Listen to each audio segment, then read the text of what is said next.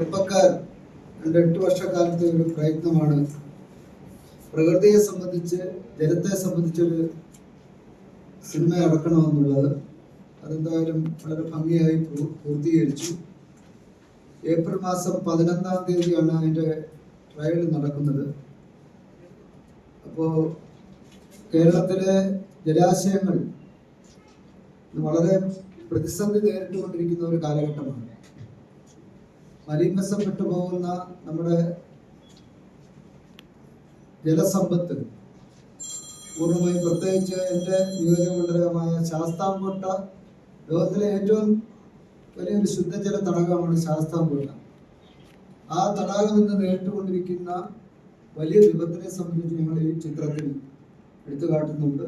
അതുപോലെ തന്നെ സൗത്ത് ആഫ്രിക്കയിലെ തലസ്ഥാന നഗരിയായിട്ടുള്ള കേപ്പ് ടൗൺ, അവിടെ ജലലഭ്യത കുറവാണ്.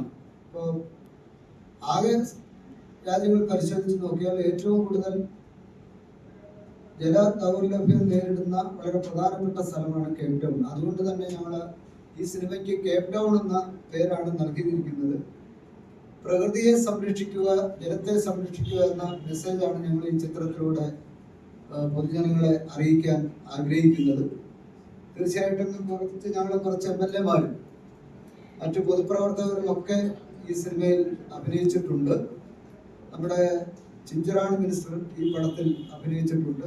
ചെറിയ വേഷമാണെങ്കിൽ പോലും അവർ സന്നദ്ധത പ്രകടിപ്പിച്ച് നമ്മുടെ ബഹുമാന്യനായ സ്പീക്കറുടെ അനുമതിയോടുകൂടിയ മന്ത്രിമാർക്കും MLA-മാർക്കും അഭിനയിക്കാൻ കഴിയുള്ളൂ.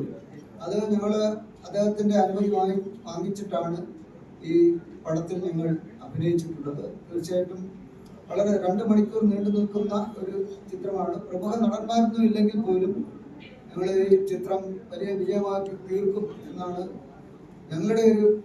എന്നാണ് ഞങ്ങളുടെ ഒരു പ്രതീക്ഷ. അതിന് എല്ലാവിധ സഹായവും പത്രമാധ്യമ സുഹൃത്തുക്കളുടെ ഭാഗത്തു നിന്നുണ്ടാകണമെന്നാണ് എനിക്ക് ഈ അവസരത്തിൽ സൂചിപ്പിക്കാനുള്ളത്.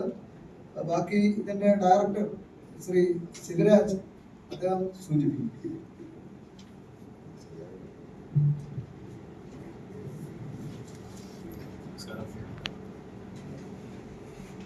വെള്ളമില്ലാത്തൊരു കാലഘട്ടത്തെ കുറിച്ചാണ് ഈ സിനിമ പറയുന്നത്. ഫസ്റ്റ് ഹാഫ് വെള്ളമില്ലാത്തൊരു കാലഘട്ടത്തെ കുറിച്ചും, സെക്കൻഡ് ഹാഫ് നിലവിലെ രാഷ്ട്രീയ സാഹചര്യങ്ങളിൽ കൂടിയാണ് സിനിമ കടന്നു പോകുന്നത്. അപ്പോൾ ഇതിൻ്റെ ട്രെയിലർ ഏപ്രിൽ 11-ന് മനോരമ മ്യൂസിക്കാണ് റിലീസ് ചെയ്യുന്നത്. അപ്പോൾ ഈ ട്രെയിലർ സത്യത്തിൽ ഒരു തവണ കണ്ട് കളയാതെ ഒരു തവണ കൂടി കാണും. അത് ഞങ്ങളുടെ അഭ്യർത്ഥനയാണ്. കാരണം അതിൽ പല കാര്യങ്ങളും ഞങ്ങൾ പങ്കുവച്ചിട്ടുണ്ട്. അത് എന്താണെന്ന് ഒരു തവണ കണ്ടാൽ ആർക്കും മനസ്സിലായില്ല. ഒരു തവണ കൂടി അത് നിർത്തിച്ച് കാണണം. കേരളത്തിലെ എല്ലാ മലയാളികളും ഈ ട്രെയിലർ കാണണം എന്ന് തന്നെയാണ് ഞങ്ങളുടെ ആഗ്രഹം.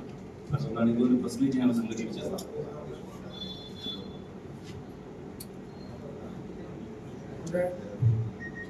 നിർമ്മാതാവാണ് ശ്രീ ദിലീപ്.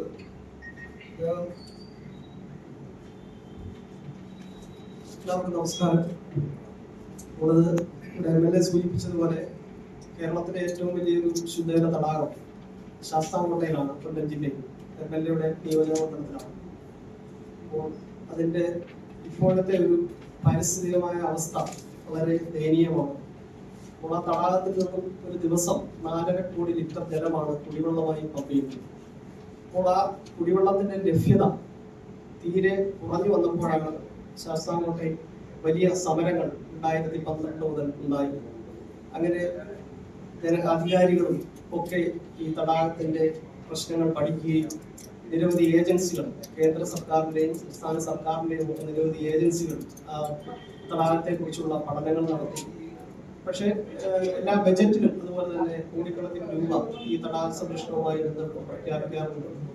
തടാക സംരക്ഷണ പ്രവർത്തനങ്ങൾ അവിടെ നടക്കാതെ വന്ന ഒരു സമയത്താണ് ഈ തടാകത്തെ സംരക്ഷിക്കണം എന്നാവശ്യപ്പെട്ടുകൊണ്ട് നമ്മുടെ കായൽ കൂട്ടായ്മ എന്ന് പറയുന്ന ഒരു 100ഓളം വരുന്ന ചെറുപ്പക്കാർ, ഇപ്പോൾ നമുക്കറിയാം വലിയ ലഹരിക്കൊക്കെ അടിമപ്പെട്ടു പോകുന്ന ഒരു യുവതലമുറയാണ്.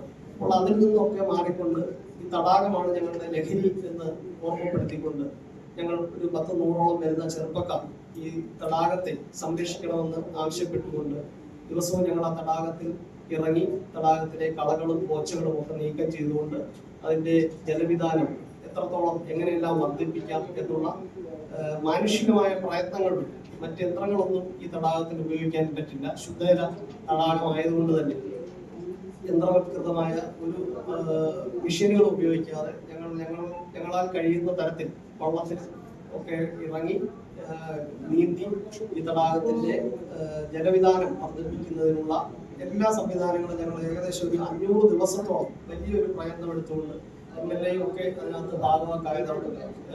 കേരളത്തിലെ വിവിധ ജില്ലകളിൽ നിന്നുള്ള ഈ തടാക സ്നേഹികളൊക്കെ ഞങ്ങളുടെ ഈ പരിപാടിയിൽ പങ്കെടുത്തിട്ടുണ്ട്.